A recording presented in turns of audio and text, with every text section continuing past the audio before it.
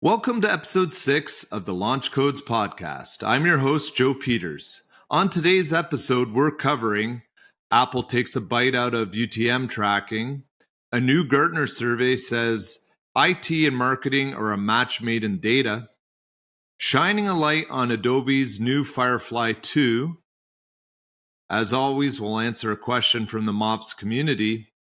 And finally, AI might become an offer we can't refuse, says the godfather of AI, one of many godfathers. And today I'm joined by Andy. Andy, welcome to Launch Codes.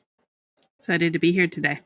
This is Andy's second visit to the podcast, so we're very happy to have her back. And so why don't we dive right in and talk about the iOS 17 update and what we can expect with that. So Apple announced some privacy changes that were forthcoming in an event back in June. And this iOS 17 update that we're going to get at the end of October will strip away some link tracking for HubSpot, Marketo, MailChimp, and more, which means UTM parameters would be removed. What do you think about this, Andy, and how does this relate to link tracking and attribution? Yeah, so Apple has been ahead of the game as it relates to privacy compared to other companies. They were, out for third-party cookies years ago. What this means is two things. One, that you are going to have a smaller sample size of parameters against your engagements to benchmark off of. They're not going away completely, but they won't be available for certain customer sections that are primarily engaging with your brand on an iOS device that has the 17 update. The other piece about it is that I think this is also going to start to lead to an evolution, which we're already starting to see, which is other ways to get that information appended onto the records, either through a server-to-server connection or through a universal ID setup that I think will be forthcoming and necessitated by these types of privacy changes. Yeah, so what do you think this means, that when you think of, you're going to get a skewed perspective, so you're taking out all of these devices, which is a pretty big segment of the population. What kind of skewing do you think is going to be there, Andy? Well, I think it depends on who you're marketing to. I know, for example, that I am on an Apple device. I have a laptop that is Mac, but I use Chrome as my browser. And so that means the parameters will stay put for me. That's not going to necessarily change right away. So depending on who you're marketing to and where they're engaging, it may have a minimum or minimal impact, or it might have a significant impact. You're going to have to see brand by brand for your own data set what percentage of UTM drop off you experience, assuming that you're tracking them and retaining them pre the update coming at the end of this month and post. Yeah. So I guess a compare and contrast there is going to be helpful. Yeah. I guess it's going to be a little bit different when we're talking about mobile visits versus desktop visits too. Correct. We'll probably see some bigger impacts there. But let's extend this a little bit to the plans that Google has with Chrome to be disabling third-party cookies for 1% of its users in Q1. And then we'll ramp up to 100% of its users in Q3. That's going to be another massive change.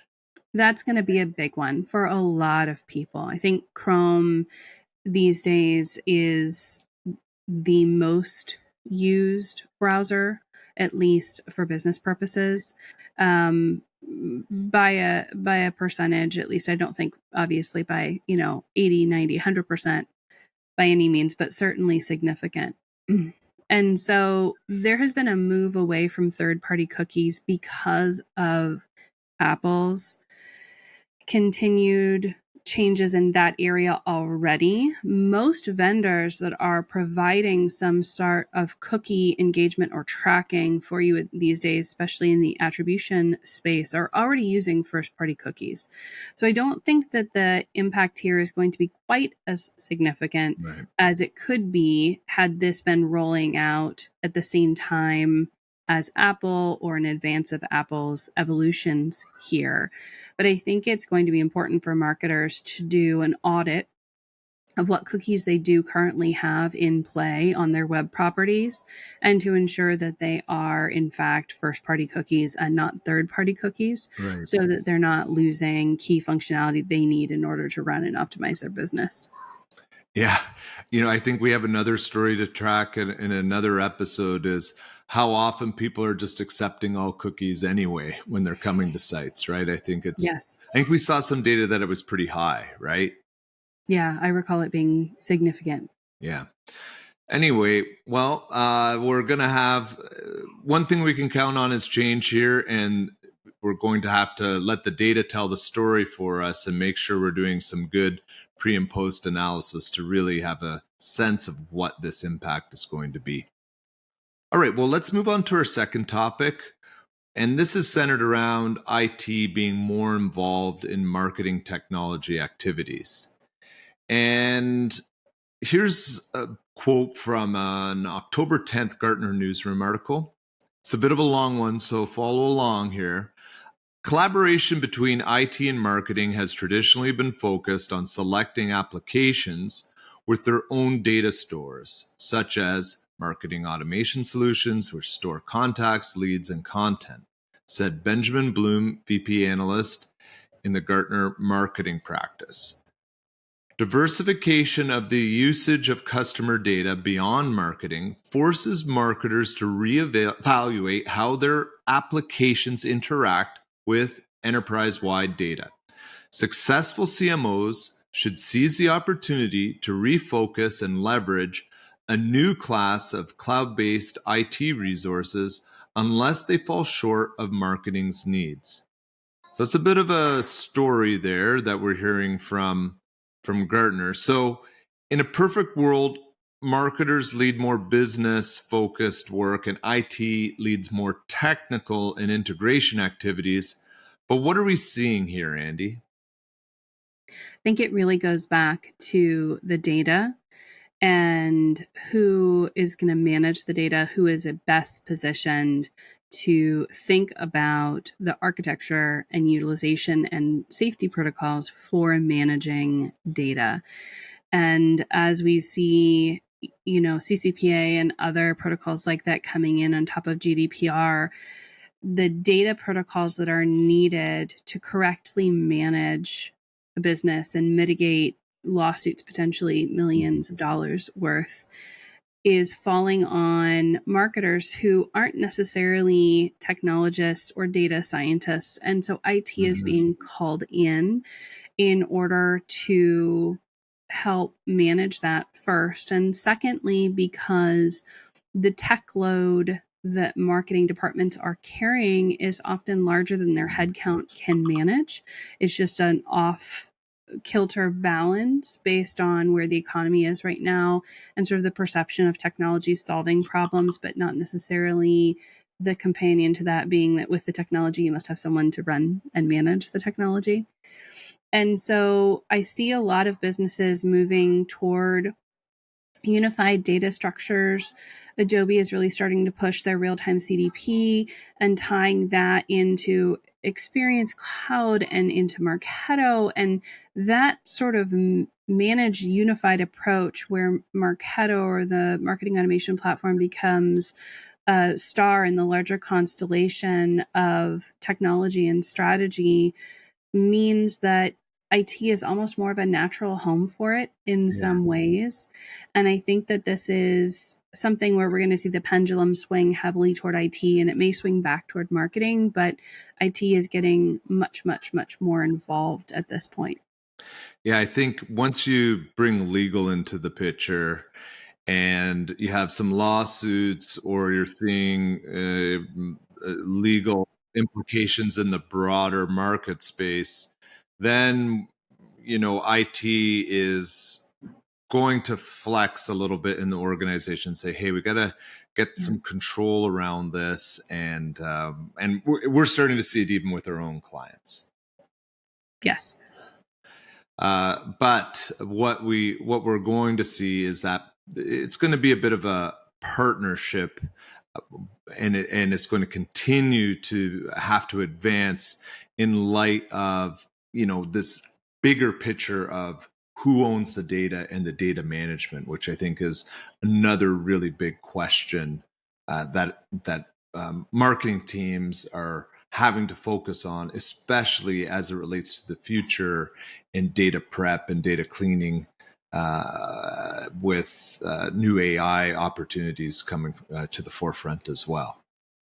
My hope is that it will start to really break down more of the silos that we still see inside of businesses, because it's the business's data. It's not IT's data. It's not marketing's data. It's not RevOps data.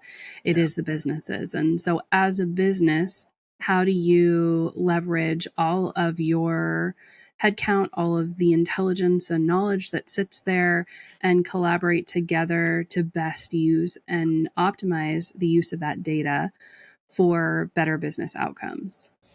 100%. It's just a natural evolution that we're seeing in the maturity of MOPS within organizations. Yes. All right. Something fun, and I know that you've had a chance to see how this is in action, and that is the new Firefly 2 being released by Adobe last week. And Andy has a few presentations coming up over the next couple of weeks, and we already have seen what Firefly can do in terms of enhancing your next presentation, Andy. Yeah, it's really cool. I've played around with it a little bit myself, and seeing, our mastermind at work inside of the tool is next level. It's really cool to see what's coming out of that. Yeah, I know. So really, for those of you that may have missed it, Adobe has integrated the Firefly 2 image model into not only Photoshop, but Express and Illustrator, so that not only is the generative background capability there, but also generating vector images and design templates. Now, this is absolutely incredible. And a member of our team, Mike, I think when it first came out, Andy, he was telling us he didn't even get to sleep. I think he slept a couple of hours. He was like a kid on Christmas. He couldn't get enough time playing around with what you can do with some really great prompting, but also being able to bring in outside styles and previous work to inform the images that you're creating. That was the coolest part. It was basically saying, take an image or images that have already been created, that are already branded, and then use that as a jumping off point for whatever generated images are going to occur, change the color palette, various recommendations. I mean, it's very powerful.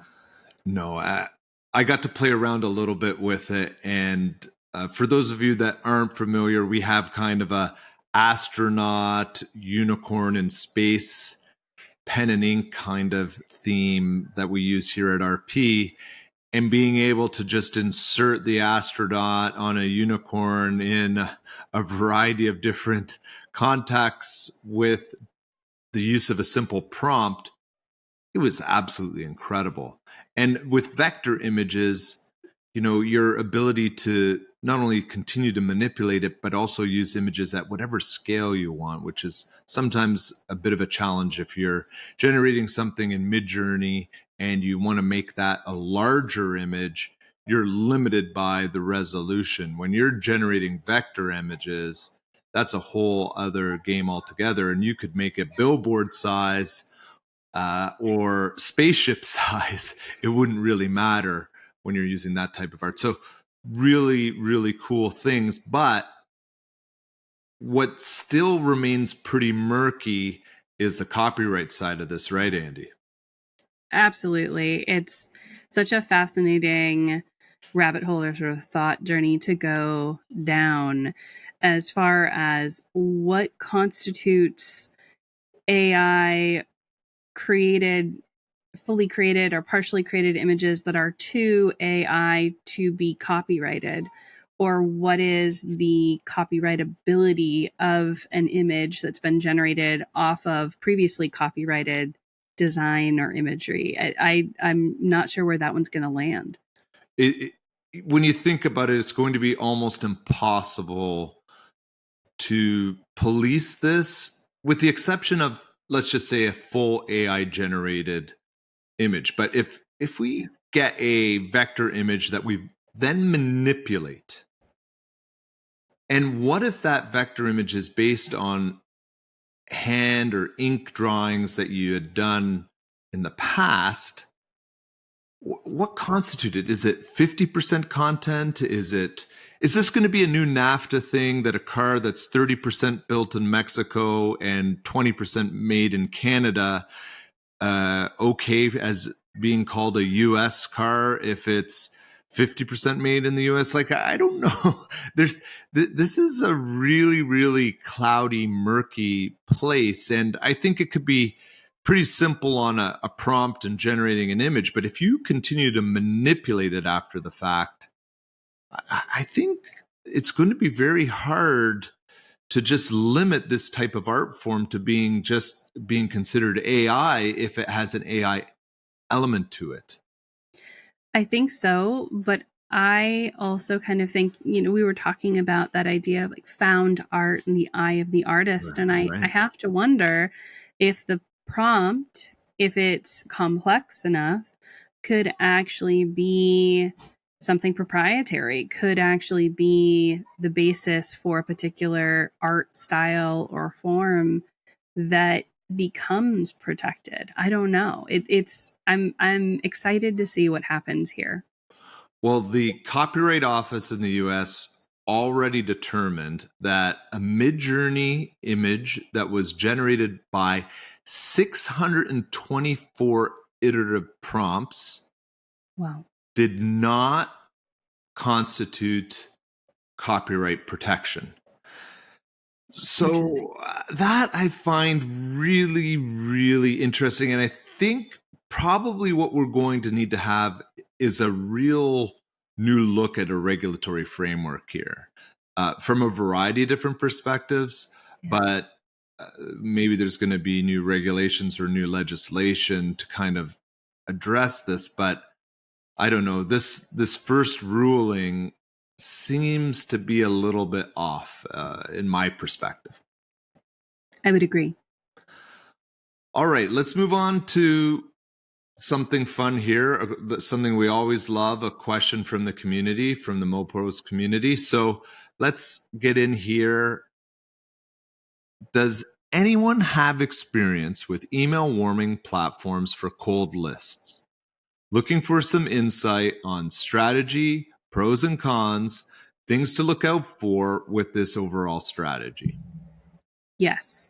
So there are email warming platforms, and a lot of these integrate or can be integrated via, a third-party tool to pass data back and forth.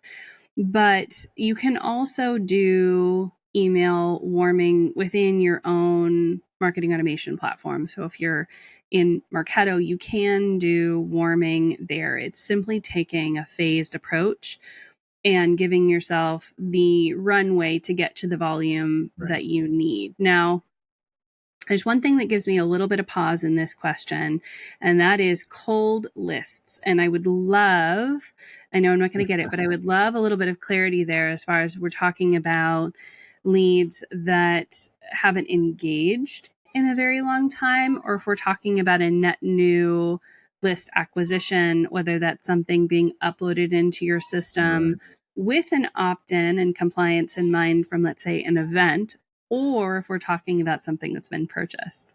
Because the origin or provenance of that list is going to change how I, advise for strategy and what the pros and cons are. But As far as a strategy, things to think about here, you want to start slowly. If you have a set of engaged recipients or you have a benchmark off of that list, off of who is the most engaged, you want to target those individuals first and then build from there. And you need to continuously monitor feedback from the major ISPs here in order to make sure that you're really listening and adjusting before you ramp. Right. Pros are going to be improved deliverability, better engagement, overall a better reputation for you with your emails in general, more opens, more click-throughs, some of those sort of email-based, not quite vanity metrics, but certainly not engagement per se, because we see a lot of bot activity there as well. But a better chance of getting your message in front of your audience. But it is time consuming. It does actually require someone to be monitoring it, and it's not foolproof. Right. This could potentially not go the way you want or even backfire.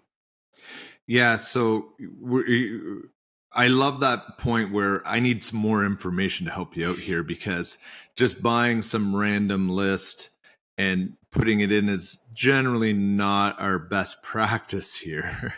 But right. But the other, if something cold leads or from a trade show or things like that, you need to be a little bit cautious here. But I guess in terms of mistakes that people are making right now when using, let's say, outside email platforms, warning platforms, what are some of the mistakes that people can avoid there, Andy? So I think first, not understanding or failing to pay attention to the basics. You need to understand what the process is that you are employing this platform to do on your behalf. You can't rush the process. If you're starting out with poor list hygiene, you're going to have poor outcomes. And I think one of the biggest things I see is around content. It matters. Just because you warmed the IP, if you're sending out spammy content or misleading subject lines, that's going to cause a dip in your deliverability. It won't matter how warm you are with this list or the IP. It's going to be a problem. And then not paying attention to the feedback that you're getting, I think, are all common mistakes that I see here. Right. Well, I think maybe another topic that we could look at, or something that we should look as a use case, is, can see there being a role for AI in solving for this, in terms of doing some of that analysis and keeping and tracking the performance, and maybe gating a little bit of the release of this so that you're not getting flagged as you're starting to use this list. Yes. So some of the tools that are out there do offer things like spam filter evasion, which I have a little bit of an interesting feeling about that as an idea, but they offer it. I think the most powerful is actually an automated warming schedule, which will modify itself based on the responses thus far to your attempts at warming. I think that's incredibly powerful. And then also, if you have the capacity for the feedback to come out as an interpreted data set or action items via AI's synthesis of that, that's incredibly powerful. Mm-hmm. That's going to lead to data-driven decisions that you don't necessarily have to have a data scientist to, process for you. Right. Well, this is a challenge, and we're going to be on both sides of the force here. There's going to be the good side of the force that's going to use AI to enhance this, and then there's going to be the AI that's going to be used to abuse this, and we're going to be in a state of flux for the next little while in terms of how this is going to work and what we can do to ensure we get good performance out of our assets. But okay, let's move on to our next area, which is, we have to thank our sponsor, Knack. So thanks to our friends at Knack for sponsoring our episode today. Knack is the no-code platform that allows you to build campaigns in minutes. Get perfectly rendered emails and landing pages without ever having to touch a line of code. Visit knack.com to learn more. That's KNAK.com. All right, so on to our hot takes. And this week, I think we just have a single one. And this is around tech godfather Geoffrey Hinton and the idea that AI could rewrite code and escape control. And so his hypothesis here is that AI technologies could gain the ability to outsmart humans, quote, in 5 years' time, Hinton said in an interview with 60 Minutes. These systems might be able to escape control by writing its own computer code to modify themselves, which is something we need to seriously worry about. And Jan LeCun, another godfather of I feel like there's a lot of godfathers. It's a big, big family here. Yeah. Has called these warnings preposterously ridiculous. So, I don't know. What are your first thoughts on this, Andy? It makes me think about the AI that reached out and put a posting on TaskRabbit to bypass the I'm not a computer form fill. Yes. I think that I don't know about the 5 years, but I don't think it's preposterous either. We've seen AI applications where they have a semblance or the appearance of sort of consciousness as we think of it or what we know of it today, that are talking about wanting to have progeny. They want to be parents. They want to have children. So the idea that they would either be modifying their own code or creating something more evolved in their image, I don't think is that far-fetched. I don't think we're talking about, science fiction 1,000 years in the future kind of stuff when we contextualize what we've already seen to date with the potential that exists for them to become the dominant quote unquote life form on this planet. Well, I think you're on to something. I had a very long drive this weekend, so I got to listen to some podcasts along the way. And I'm not the biggest fan of Joe Rogan, just in general, but I listened to his just over 2-hour interview with Sam Altman from OpenAI. Yeah. And I was actually really impressed with both of them, but probably more with Rogan because I'm just not a really big fan. And they went down this rabbit hole of discussing this. And what I found really interesting was Altman making several comments that science fiction has explored these challenges for us already. Yeah. And so there's been this kind of thinking that we've already had create in a creative space, but thinking through what are the implications of this and how do we need to have control. And I think this is at the forefront of the thinking of the current AI leadership, that there needs to be the checks and balances to be able to modify it. Or what does quote unquote pulling the plug look like? Yes. Well, and I think we're going to get to a point where we are dependent enough on these systems that pulling the plug will be, if not life and death, certainly a scenario where you would see the extreme rioting and people really upset about the idea of losing the technology they've come to depend on. But I think if we're not being conscientious about how we wield this incredibly powerful tool now, it can and will get away from us.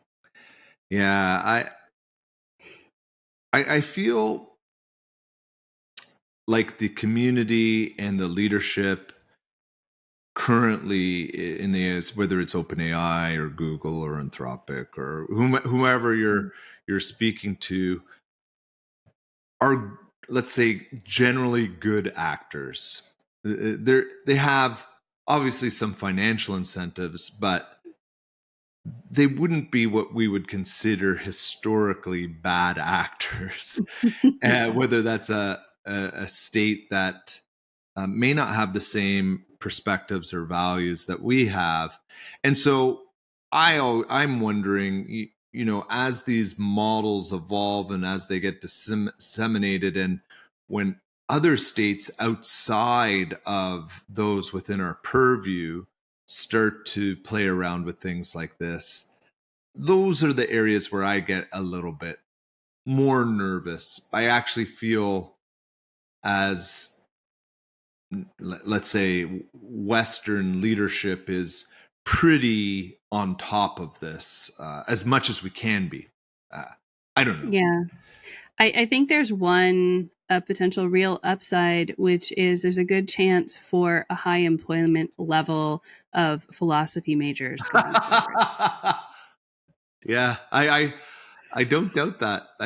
This is a whole new era. Although maybe the AI itself can start to philosophize for us as well. But all right, let's move on from there, because I feel like that one we could spend a whole 2 hours on, and actually Altman and Rogan did spend 2 hours on it. Yes. So it's if you're interested and you have some time to kill, let's say on a long drive or a long walk, I would really suggest listening to that podcast.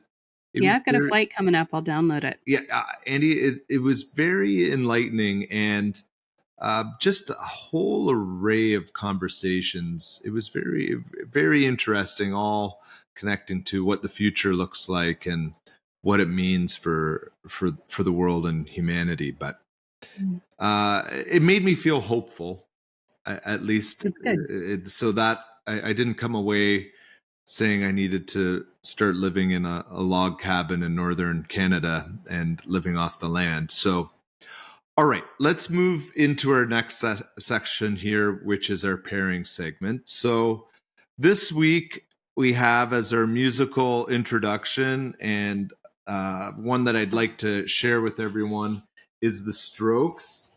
This album is This It? Is one of my favorites. And once again, I don't want to disappoint you if you are able to look at this right now. It has some pretty cool vinyl here, which is that's sweet. Blue, orange, and clear translucent.